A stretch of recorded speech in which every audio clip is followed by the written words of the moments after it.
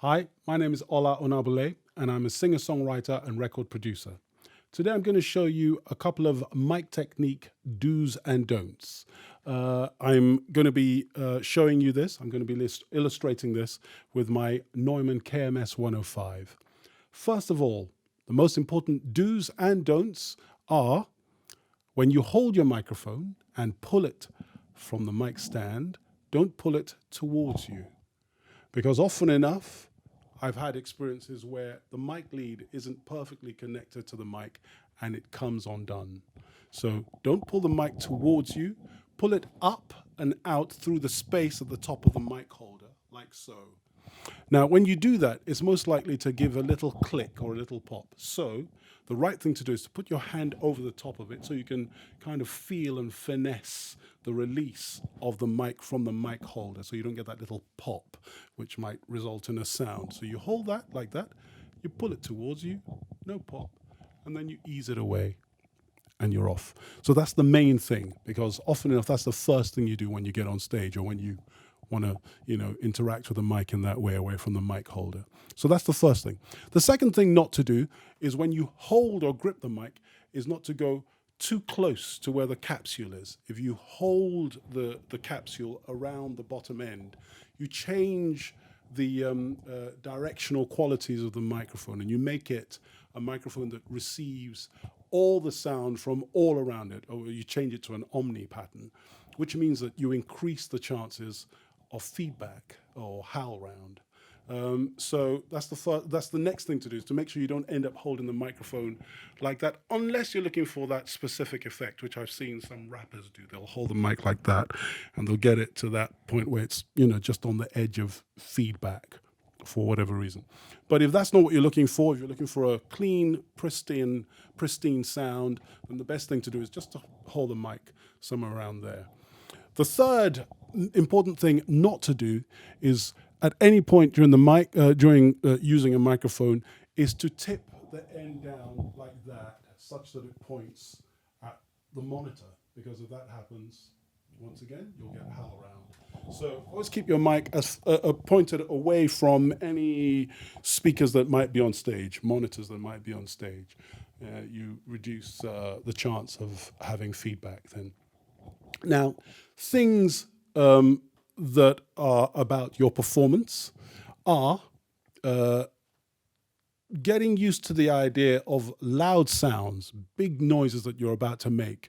A big ah, as opposed to a gentle ooh. A big sound, it's nice to just gently ease the mic away. As you get better and better at performing live on stage, you'll figure out exactly how much distance creates this sense of balance, whereby it's almost like you're mixing yourself. You're doing the equivalent of what an engineer would do with a fader. If you suddenly started screaming, most engineers who are sensitive to what's happening on stage will just maybe ease the fader back ever so gently. Well, you can help them in that job by doing some of that internal balancing yourself, by moving the mic back and forth.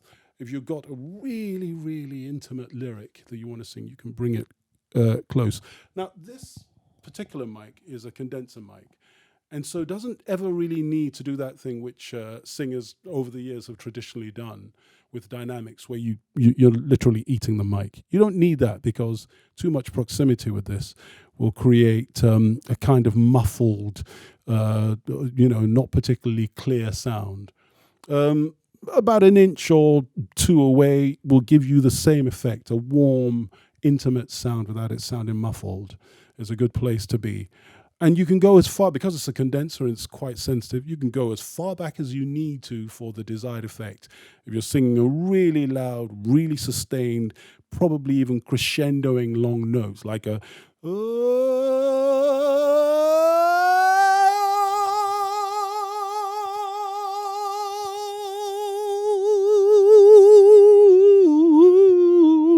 you can do that sort of thing. You can gauge how much distance you need from mic to mouth.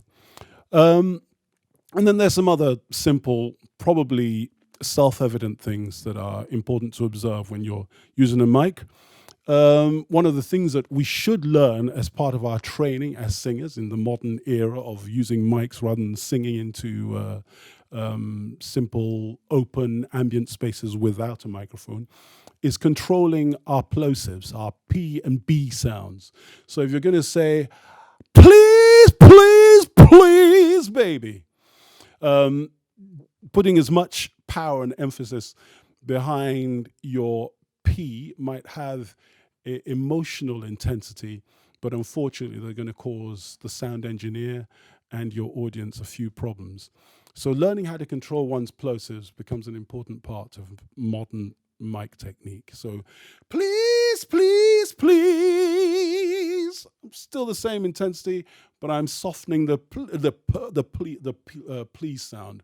If I were going to say, you better do, I also would prefer to go with a better do. So I'm still saying the B sound, but I'm easing off on it. And maybe the last essential thing to notice is thinking about one's sibilants when you're using microphones. Once again, in particular with stage condensers like this, an intense sibilant sound will once again cause your engineer and quite possibly many people in your audience a problem. So thinking about that when you're singing. So singing something like, see the snake that's over there, might be a problem if you were singing the S's as intensely as that. But singing them, see the snake over there, eases up on those S's and means that your sound comes across a bit more naturally. Those are a few of my mic technique pointers. I hope they're useful to you. Check out this amazing mic. This is the one I use on stage wherever I go. It's the KMS 105. My name's Ola Onabulé. Thank you very much. Take care.